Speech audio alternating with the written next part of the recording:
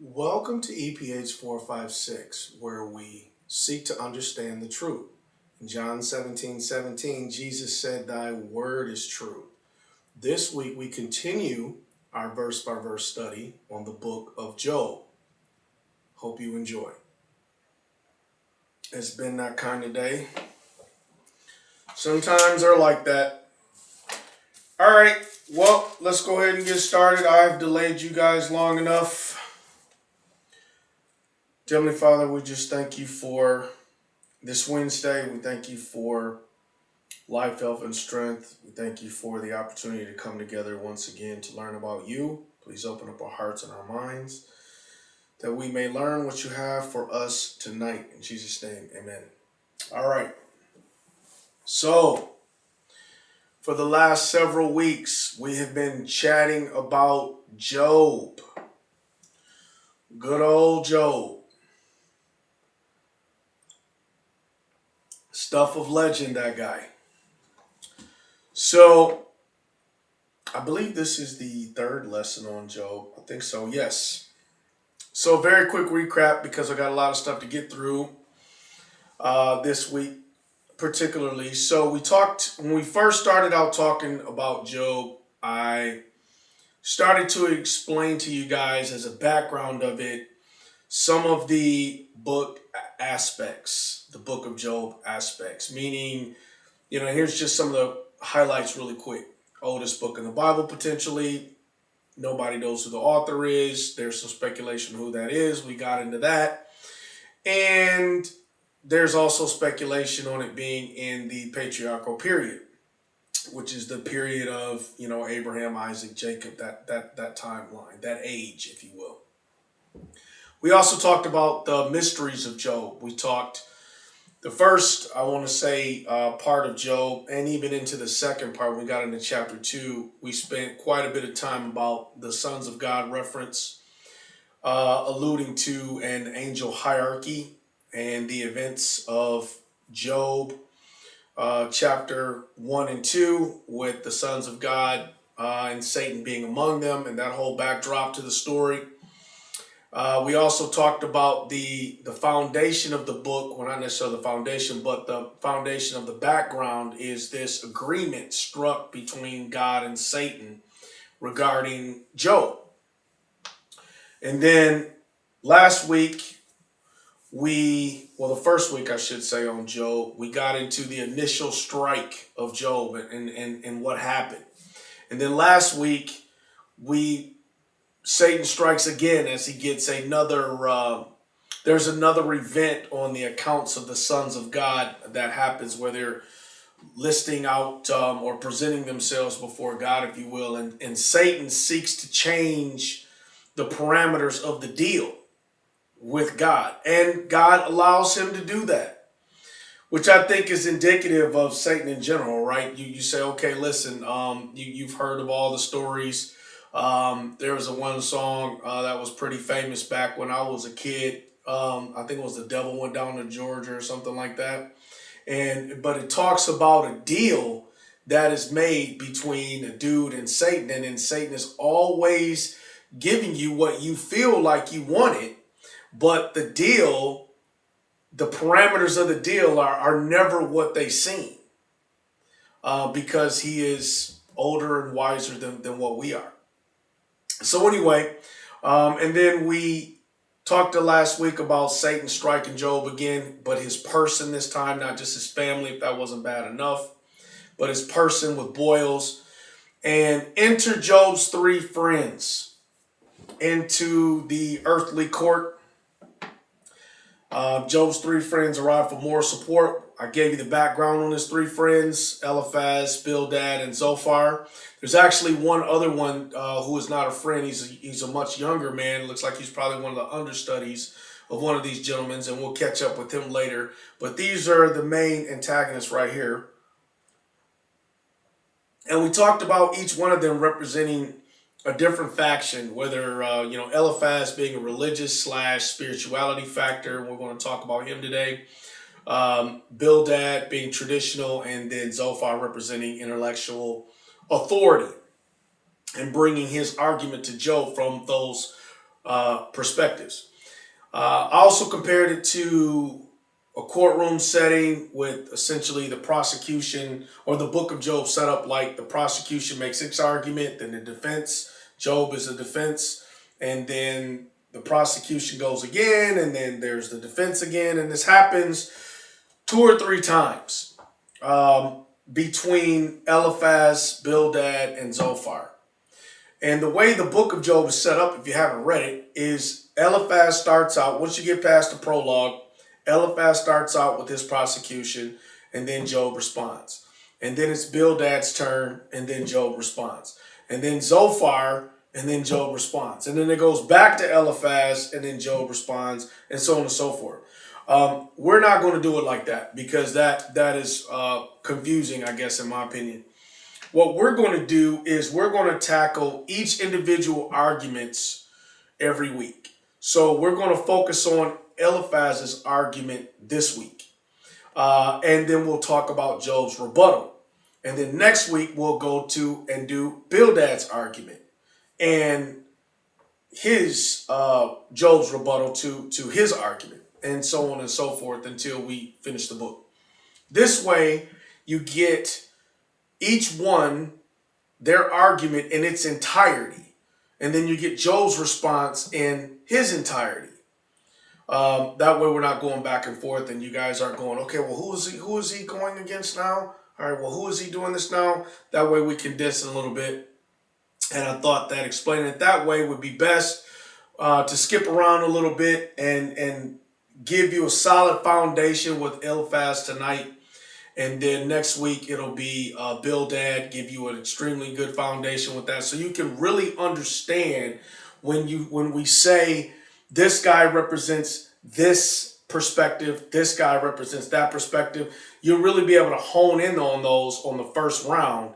And then we'll wrap up the second round for each. And then we'll do God's response ultimately. And then that'll be the book of Job. So, all right. So, rules of engagement tonight. I'm going to read the text and explain it and summarize Eliphaz. And then as we're going through it, we're going to talk about his position a little bit. And we're going to compare it to today's life scenarios and responses that we get from different situations that we get ourselves into. And then we're going to read and summarize, and I'm going to explain Job's response to that, and we can talk about that as well. So this conversation is meant to be more interactive. If you guys have comments or you want to interject, feel free. And with that, I'm going to start off by reading chapter 3, which is basically Job kicking off this conversation. So I have to remind you, when last we left our group, there were 4 men in the group, possibly 5, depending on this younger fellow who kind of enters the conversation later. But we know that there are 4 people in this group. Eliphaz, Bildad, Zophar, and Job.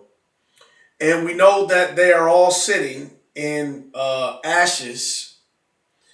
And as they were come to, quote unquote, comfort their friend Job and give him some counsel.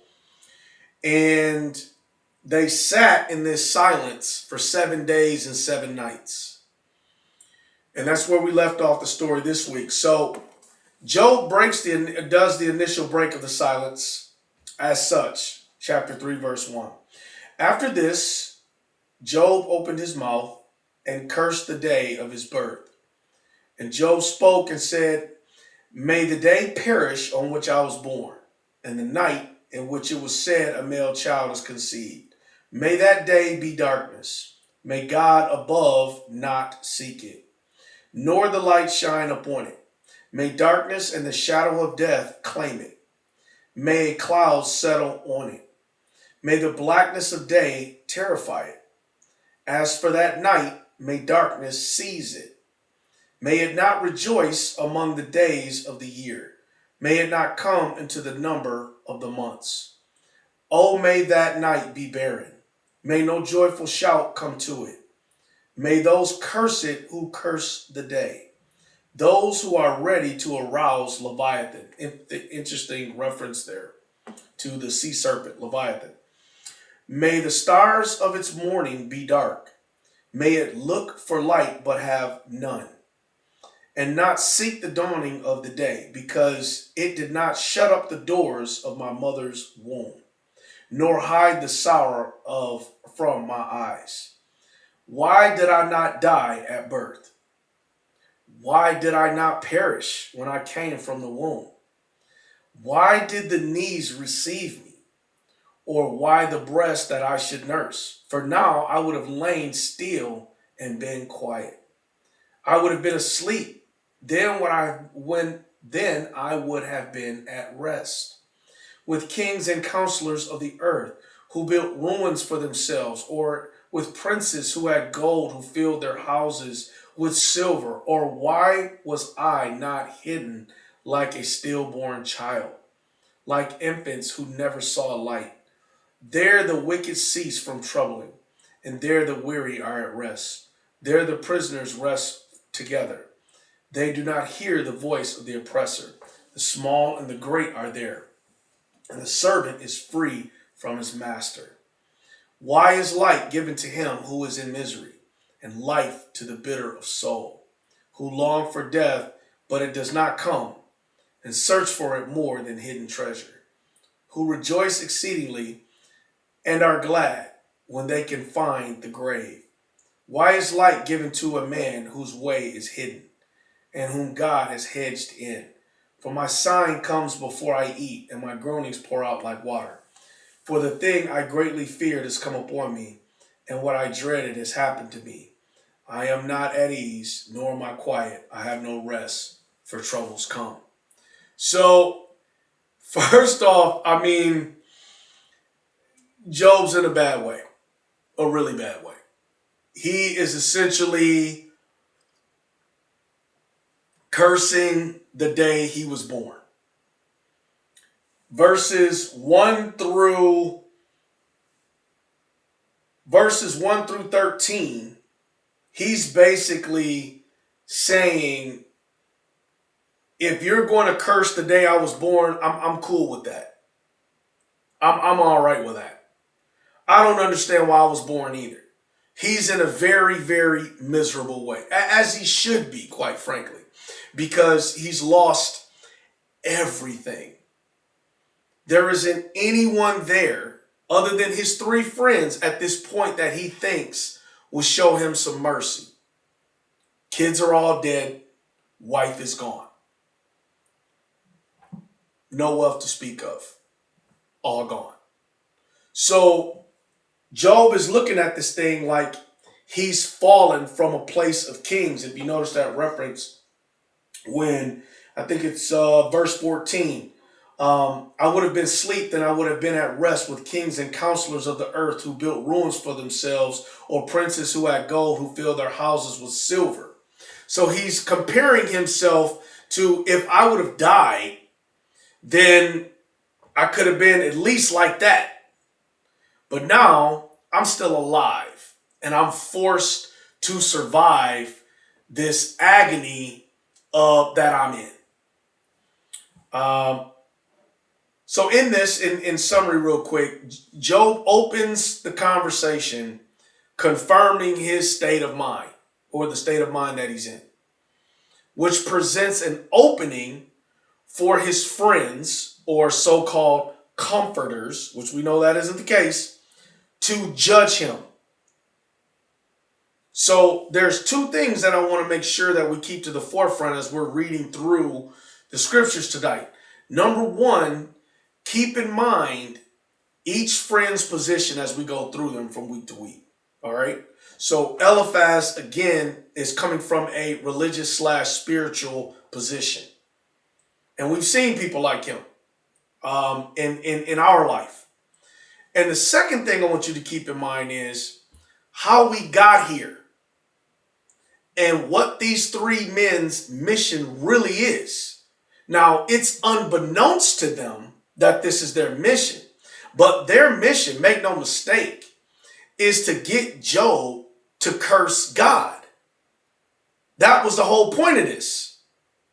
So Satan and God have this bet, essentially. And God says, have you considered my servant Job? And Satan goes, yeah, I know him, but the only reason why he's acting like that is because of you do all these things for him, right? So his friends are about to be used by the enemy to do the enemy's bidding. That's what this is. So I want you to keep that in mind, okay? Now, again, Eliphaz, this guy represents the religious / spiritualism, and he opens up with his argument, and he comes out swinging. So I'm going to read parts of verse 4, and then actually I'm just going to stop and explain it as we go along. That way I don't have to read it twice. All right, so 4 verse 1. Then Eliphaz the Temanite answered and said, if one attempts a word with you, will you become weary? But who can withhold himself from speaking? Okay, so I'm going to stop right there because this guy comes out and basically his opening salvo is, I'm about to tell you my perspective on your situation, and I just want to make sure that you're going to listen to me and it ain't going to be too much for you to handle. Now, this is like when somebody will say, man, I really like your dress, but man, you really look beautiful, but anything before but is irrelevant. You already know. Everything before that word but is a disguise for their true feelings and intent. And that's exactly what this guy does. So Eliphaz is telegraphing this move, and you can feel his position as just from his opening. If one attempts to work with you, will you become weary? Like, you can hear that sarcasm. But who can withhold himself from speaking? Basically, he's saying is, if I tell you what you're saying, are you going to really listen to it? Are you going to be able to handle it? Then he says, never mind. I mean, I'm really looking at you. I really can't withhold myself from telling you what's on my mind. So you can already know what he's about to do. And again, he has his opinion. He's about to share it with Job. No matter how Job's going to take it, no matter what Job's consideration is, he's firing away. Verse 3. Surely you have instructed many, and you have strengthened weak hands. Your words have upheld him who was stumbling, and you have strengthened the feeble knees. But now it comes to you, and you are weary. It touches you, and you are troubled. Is not your reverence, your confidence, and the integrity of your ways your hope? Remember now, whoever perished being innocent. Now, he comes out with some smoke, because basically what he's doing there is he's comparing Job to other people that Job have counseled. Basically saying, Job, you've counseled people previously, and now that counsel has come to you, are you going to want to hear it? That's what he's saying. Or can you handle it? And then he starts out again from a spiritual perspective. Verse 7, remember now, whoever perished being innocent. So what he's saying there is, or what he's saying and implying there is that nobody died that was innocent. And taking that a step further, as you get on through his argument, nobody has experienced evil that hasn't deserved it, because God rewards the righteous and punishes the wicked. That's his point. And so what you're going to find in the next few verses is when he starts going in there, he says,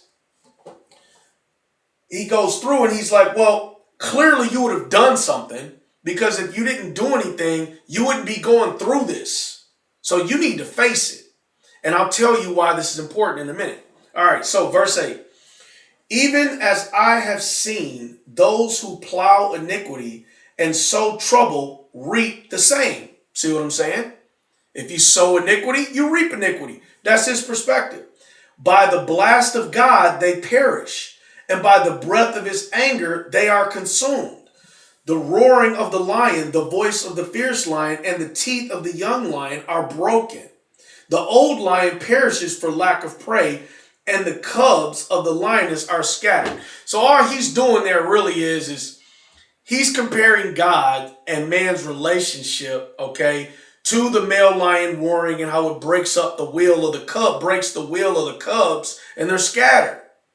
Meaning God's authority is over all, and by his authority, people are perished and are punished, right?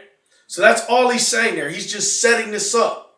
So he basically starts out by saying, first off, you clearly have done something, because I don't know any innocents that haven't went through anything like this. So clearly you did something. Number two, you know God is the ultimate authority. So, and who are we to question what he does? We know he punishes the innocent, or punishes the guilty, and protects the innocent. So I'm looking at you, bro, and clearly you ain't innocent, right? And I'll tell you how slick Satan is by using that argument. Okay, verse 12. Now a word was secretly brought to me. Here we go. And my ear received a whisper of it, in disquieting thoughts from the visions of night, when the deep sleep falls on men. What he's saying there is he had a dream. Okay. Fear came upon me, and trembling, which made all my bones shake. This is interesting. Note this. Then a spirit passed before my face. The hair on my body stood up. It stood still, but I could not discern its appearance. A form was before my eyes. There was silence. Then I heard a voice saying, can a mortal be more righteous than God? Can a man be more pure than his maker? If he puts no trust in his servants, if he charges his angels with error, how much more those who dwell in houses of clay? I'll get to that in a second. Whose foundation is dust, talking about men, who are crushed before a moth. They are broken in pieces from morning until evening. They perish forever with no one regarding. Does not their own excellence go away? They die even without vision. Okay, so right off the rip, Eliphaz does something very, very interesting. He makes references to a dream. That's why I kind of stopped and highlighted that part. When he says, now word was secretly brought to me, and my ear received whisper of it, in disquieting thoughts from the visions of night, when deep sleep falls on men. That means he was dreaming, and this experience happened to him. And he's taking this spiritual experience as a sign to condemn Job. That's kind of one of the cornerstones of his position, right? So what's interesting is he says, notice the vision that a spirit passed before his face. So my first initial question is, what was that spirit? Now, Eliphaz assumes it's God or an angel, but it very well could have been Satan planting seeds to which Eliphaz would use to discredit Job, to get Job to curse God. So here's how this plan works, okay? Eliphaz doesn't know that Satan is behind the whole thing. We know it, obviously, because the story was thousands of years ago. But he doesn't know that Satan is behind this whole thing. He just fundamentally feels he's secure in the belief that if bad things are happening to you, then you must have sinned. And we know this isn't true, because good things happen to bad people just like bad things happen to good people. It's just all it is. And God uses situations that aren't necessarily positive and allows obstacles and us to face trials, those things to be put in our path so that we can overcome them and learn from them. He does test us. He does chasten us. but with love to teach us, right? Now, Eliphaz doesn't consider this. See, in his argument, it's good people succeed 100% of the time because God blesses them, because they're good. And bad people don't succeed at all because God curses them, because they're evil, which we know is not true. And there's several verses I want you to consider to back this up. I'm going to hurry up and flip to them because I'm behind as usual. Matthew 5:45. So Matthew 5:45 says, all right, that you may be sons of your Father in heaven, for he makes his sun rise on the evil and on the good, and sends rain on the just and on the unjust. There you go. Basically, he's saying that the sun rises on the good and the evil. He makes the rain or makes the rain, which makes things grow. Evil prospers as well. Right? And then it also talks about, here's another Bible reference for testing, about God testing us. Revelations 3:19. Because you know we got to get some revelation in there, baby. You know that. Revelation 3:19 says, where's 19 at? As many as I love, I rebuke and chasten. Therefore be zealous and repent. Okay, so that's Jesus addressing the seven churches when he says, as many as I love, I teach, I chasten, I criticize. But I do this in love so that you can overcome. You can mature, right? We need discipline as Christians. That's part of the reason why we're in the way that we're in. So anyway, all right, these two verses confirm God does test his people, and he does allow evil to prosper. So basically what I'm saying is Eliphaz's argument is flawed. Period. Now, let's get out the weeds from Eliphaz, Job, and let's go back to the 100,000-foot view. God versus Satan. So what was Satan's plan here? Why did he possibly give Eliphaz that way of attack, that strategy? Why did he do that? Well, it's a great thing you asked. So he gives Eliphaz this dream. This is just my own personal theory. Don't know this to be true, but this is what makes the most sense to me. So he gives Eliphaz this dream, confirming that Job had sinned, knowing that Eliphaz, in his own personal convictions, would pass righteous judgment on Job. Right? He also knew that when Eliphaz did that, his plan would be that Job would be frustrated, because Job knew that he didn't do anything wrong. All of this would result in Job cursing God because Job was frustrated that he would have received an unjustified punishment based on Eliphaz's argument.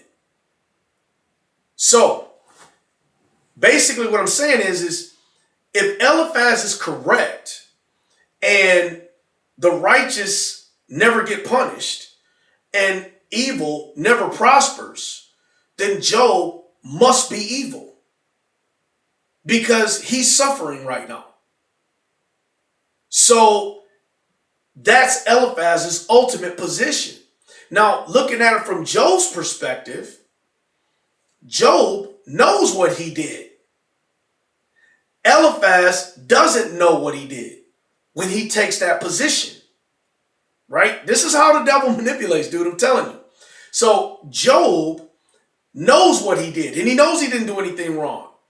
So if he listens to Eliphaz in this moment, then he's going to say, well, God isn't just. How can God be just if he always blesses the righteous and always punishes the wicked? well, I'm getting punished and I'm not wicked. So how is God just? And the result of that, if Job would have succumbed to that, he would be cursing God, saying that God is unjust in his punishment based on Eliphaz's argument. Hopefully you guys get that. But I say it and explain it like that because these are the type of strategies you're up against in our day.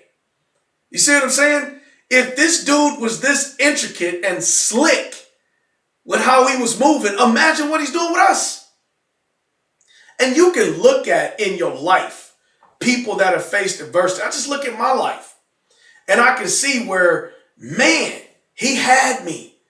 Dude, I almost got like he had me. But thanks be to God, he delivered me. But that's what I'm saying. We have to pay attention. All right, I'm going to move on. Chapter 5. So Eliphaz, here we have, he's back at it. He's going to finish his argument. And he's getting a little bit more passionate because he believes he's standing on solid ground. Call out now, is there anyone who will answer you? And to which of the holy ones will you turn? For wrath kills a foolish man, and envy slays a simple one. I have seen the foolish taking root, but suddenly I curse his dwelling place. His sons are far from safety. They are crushed in the gate, and there is no deliverer, because the hungry eat up his harvest, taking it even from the thorns. And the snare snatches their substance. For affliction does not come from the dust, nor does trouble spring from the ground. Yet man is born to trouble as the sparks fly upward. So basically what he's saying there, that's a very sweet and smooth, poetic way to say, I've seen people suffer in my life, Job. I've seen people suffer like you. And every one of them deserved it. So based on that, you deserve it. You need to figure this out. Verse 8. But as for me, I would seek God. There you go. That's him telling Job, like, look, man, I don't know what you plan on doing, but for me, I would seek God. And to God, I will commit my cause, who does great things and unsearchable, marvelous things without number. He gives rain on the earth and sends water on the fields, who sets on high those who are lowly, and those who mourn are lifted up to safety. And then here's, you can feel his judgment coming.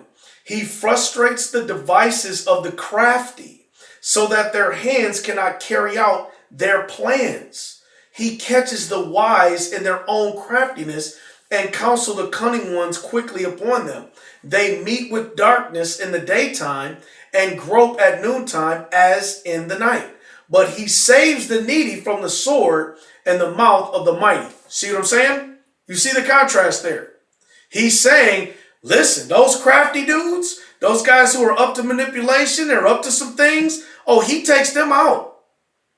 But he rewards the faithful. Verse 16. So the poor have hope, and injustice shuts her mouth. Behold, happy is the man whom God corrects. Therefore, do not despise the chastening of the Almighty, for he bruises, but binds up. He wounds, but his hands make whole. He shall deliver you in 6 troubles. Yes, in 7, no evil shall touch you. In famine, he shall redeem you from death. And in war, the power of the sword. You shall be hidden from the scourge of the tongue. You shall not be afraid of destruction when it comes. You shall laugh at destruction and famine. And you shall not be afraid of the beasts of the earth, for you shall have covenant with the stones of the field, and the beasts of the field shall be at peace with you. You shall know that your tent is in peace. You shall visit your dwelling and find nothing amiss. You shall know that your descendants shall be many. Like, dude, he's firing off. Like, okay, beasts of the field should be at peace. Job lost all that. Know your tent is at peace. Bro, you don't have a tent. Your dwelling place and find nothing amiss. Everything's amiss right now. Wife's in rebellion. I got no peace, bro. You shall also know that your descendants shall be many. All of my kids is dead. I mean, you see the shots this guy's firing? And your offspring will be like grass of the earth. You shall come to the grave at full age, and the sheaf of grain ripens in its season. Behold, this we have searched out. It is true. Hear it and know for yourself. So that's his mic drop. And that's what I'm saying. I mean, it's like, dude comes out and he's like, look, clearly you messed up. Clearly. And based on you messing up, I think you need to repent or you need to do something. And as a result of that, if it's almost like this, think of it like this.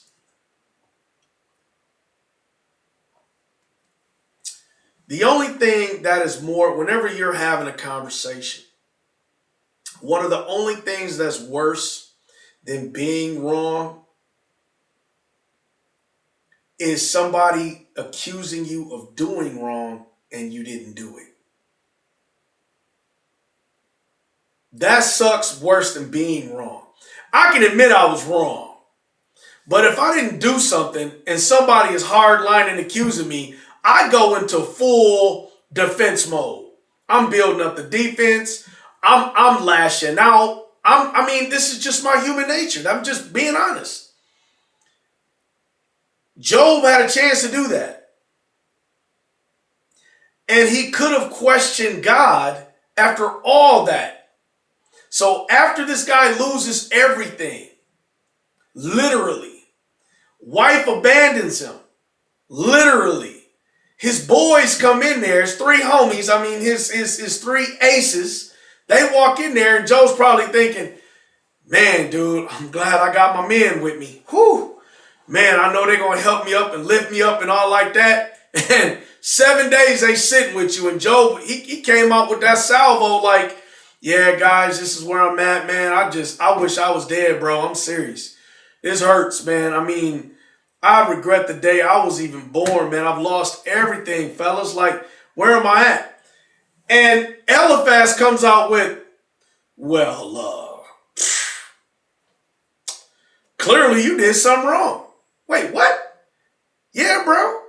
There's no way in the world God would let you suffer like this. That's what I'm saying. That righteous judgment. And you guys have all been to church and you guys have all seen it before. Yeah. Unfortunately, it's true. That's not an opinion. That's facts.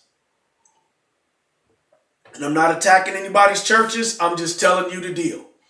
Less politics, more preaching. You know what I'm saying?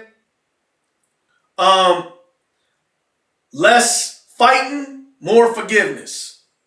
That's what the church needs. All right, I'm going to get off my box. Sorry about that, man. You know, I just kind of got a little passionate for a minute. All right. Job 6. So this is Job's response to all that. No doubt after my man just reminded me that all my people were dead and I lost everything. I appreciate you, bro. Job was probably looking at his face like, man, what is this dude, man? I mean, what is going on here? Then Job answered and said, oh, that my grief were fully weighed, and the calamity laid with it on the scales, for then it would be heavier than the sand of the sea. Therefore my words have been rash, for the arrows of the Almighty are within me. Man. My spirit drinks in their poison. The terrors of God are arrayed against me. Does the wild donkey bray when it has grass? Or does the ox low over its fodder? Can the flavorless food be eaten without salt? Or is there any taste in the white of an egg? My soul refuses to touch them. They are as loathsome food to me. Okay, so right now, Job returns this back to Eliphaz, and he first starts out by saying, dude, this weight that on me is heavier than the sand of the sea right now. Like I'm under a lot of pressure, man. And he's like, my suffering is like arrows from the Almighty. That's a lot. That's a whole lot. And he's saying, listen, man, there isn't any food that I don't even want to eat. So he's possibly lost his appetite. He's losing. And what happens when you lose your appetite and you don't eat? What happens? You're losing physical strength. Okay? So he's already beat up mentally. And he can't draw on any physical strength that he has because he's not eating. So he's suffering and at his breaking point. Verse 8. Oh, that I might have my request, that God will grant me the thing that I long for, that it would please God to crush me, that he would loose his hand and cut me off. Then I would still have comfort, though in anguish I would exult. He would not spare, for I have not concealed the words of the Holy One. What strength did I have that I should hope? That's one heck of a question right there. What strength do I have that I should hope? And what is my end that I should prolong my life? So you can see Job's on the brink. He's close to the breaking point. When you start asking the question, what strength do I have that I should hope? What is my end that I should prolong my life? Man, he's definitely at a low point right now. But then something happens. I'm not sure what happens to him, if he found some strength, but now he comes back and he decides that he's going to return a little fire right here. Verse 12, is my strength the strength of stones, or is my flesh bronze? Is my help not within me, and is success driven from me? So verses 11 through 14, Job is starting to pivot to his rebuttal from Eliphaz's argument, as if to say, you see me suffering, and this is the comfort you have for me? Like, where's your compassion, bro? Where's your mercy? Where's your encouragement? You basically want to kick me while I'm down. Verse 14, to him who is afflicted, kindness should be shown by his friend. See how he says that? I'm afflicted. You should be showing me kindness, man. Where's your compassion? Even though he forsakes the fear of the Almighty, my brothers have dealt deceitfully like a brook. Now it looks like he's starting to figure some things out here. Like the streams of a brook that pass away, which are dark because of the ice, and into which snow vanishes. When it is warm, they cease to flow. When it is hot, they vanish from their place. The paths of their way turn aside. They go nowhere and perish. The caravans of Tema look, the travelers of Sheba hope for them. They are disappointed because they were confident. They come there and are confused. Did I ever say, bring something to me? I'm sorry, I skipped a verse. For now, you are nothing. You see terror and are afraid. He done found his spine now. Did I ever say, bring something to me? Or offer a bribe for me from your wealth? Or deliver me from the enemy's hand? Or redeem me from the hand of oppressors? Yeah. Teach me and I will hold my tongue. Cause me to understand where I have erred. So, Job from 14 to 24 has found his third or fourth wind. And he's starting to begin to question their motivations for coming to him. Job clearly was a wise man. It just took him a little bit. It was almost like the first opening salvo. Job says, man, it sucks, fellas. Man, this has happened, blah, blah, blah. Eliphaz hits him with a shot right off the rip. Not, I feel your pain, you my dude, none of that. He just hits him with a shot. And it's almost like the first 1 through 8 that Job is kind of like, whoa, I can't believe you just said that to me, man. He's hurt. But then around verse 14, he starts finding his rhythm. And he says, okay, I'm starting to begin to question your motivations. Why'd you come here? Did I ask you to come here?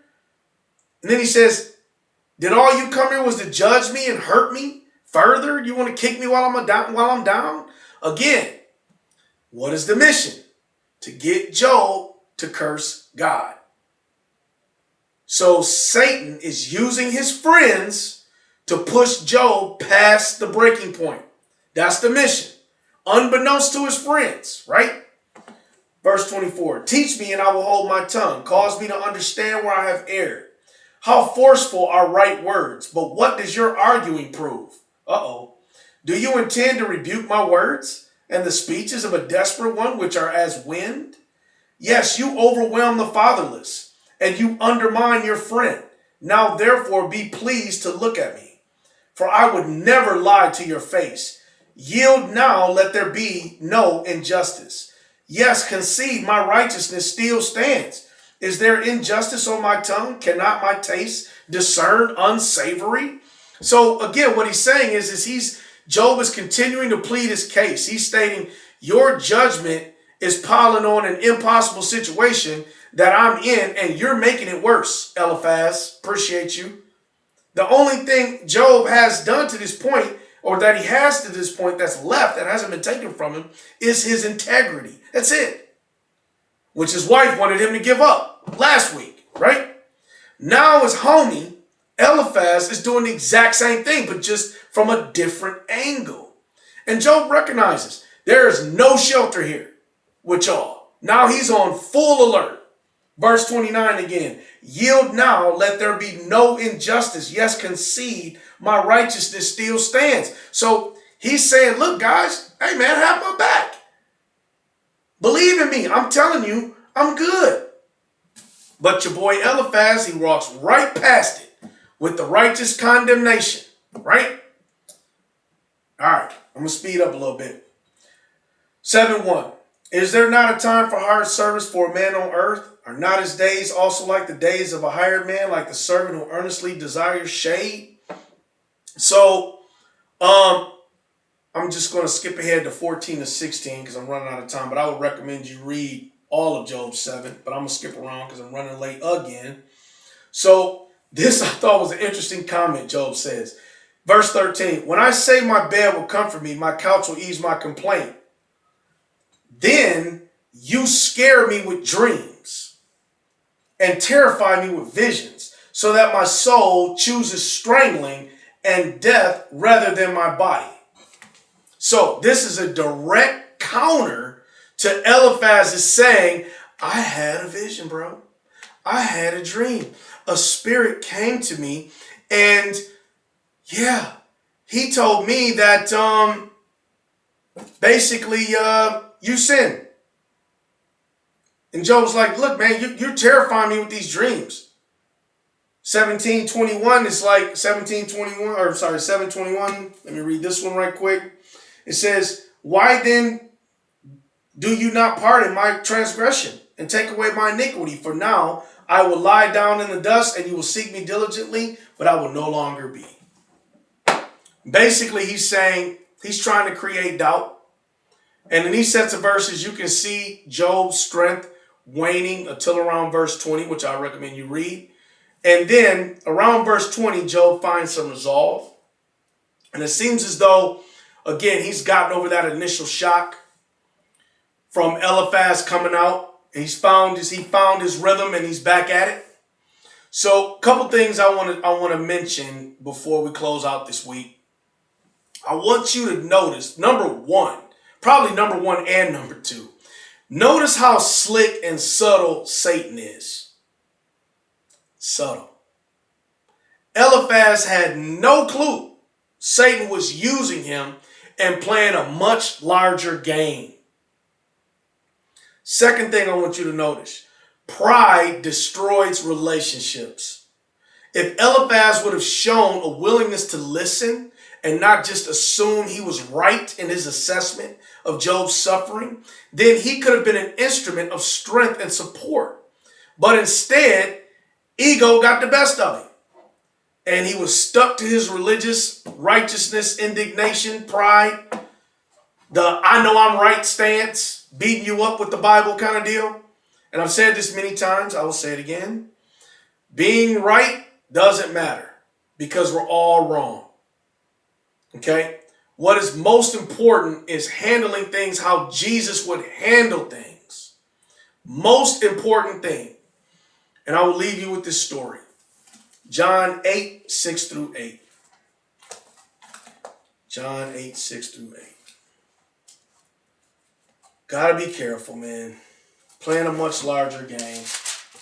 You know, we think you just go to work, come home, do whatever. You have no idea what's happening in the spiritual world and how you're being used either for good or for evil. Gotta be mindful of it. All right, 6 through 8. This they said, testing him, that he might have something of which to accuse him. This is the Pharisees against Jesus. Let me take a step back. Let me go to verse 2. Now early in the morning he came again to the temple, and all the people came to him, and he sat down and taught them. Then the scribes and Pharisees brought to him a woman caught in adultery. And when they had set her in the midst, they said to him, Teacher, this woman was caught in adultery in the very act. Now Moses in the law commanded us that such should be stoned. But what do you say? This they said, testing him, that they might have something of which to accuse him. But Jesus stooped down and wrote in the ground with his finger, as though he did not hear them. So when they continued to ask him, he raised himself up and said to them, He who is without sin among you, let him throw a stone at her first. And again he stooped down and wrote in the ground. Then those who heard it, being convicted by their conscience, went out one by one, beginning with the oldest, even unto the last. And Jesus was left alone, and the woman standing in the midst. When Jesus had raised himself up and saw no one but the woman, he said to her, Woman, where are your accusers? Where are those accusers of yours? Has no one condemned you? She said, No one, my Lord. And Jesus said, Neither do I condemn you. Go and sin no more. So Eliphaz reminds me a lot of these Jewish leaders, right? The word of the law, they were 100% within their right to stone that lady.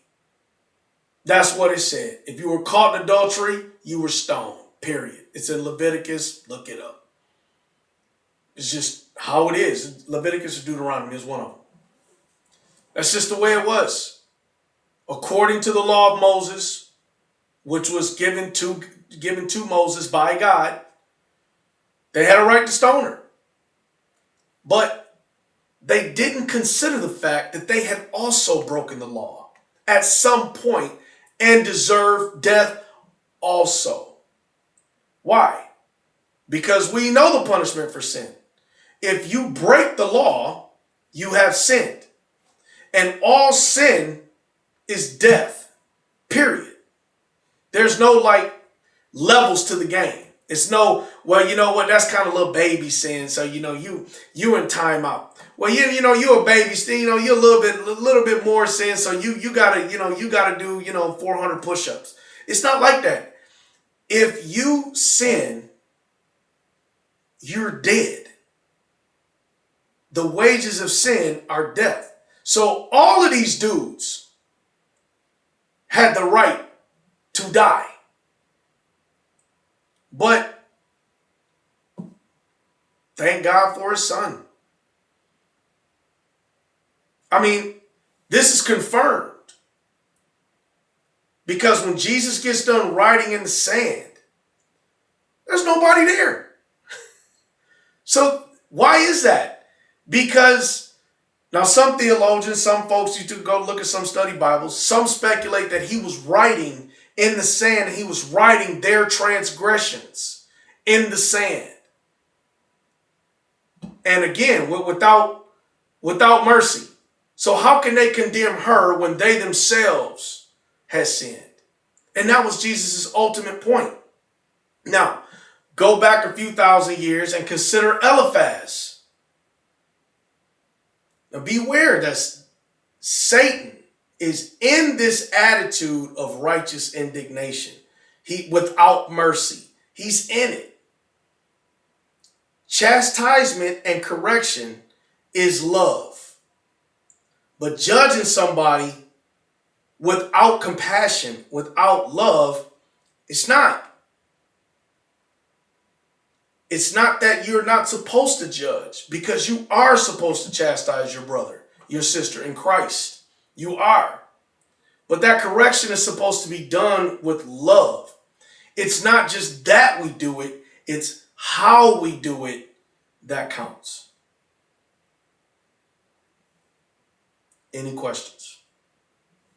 Thank you for watching, and may the Lord watch between me and thee while we're absent one from another.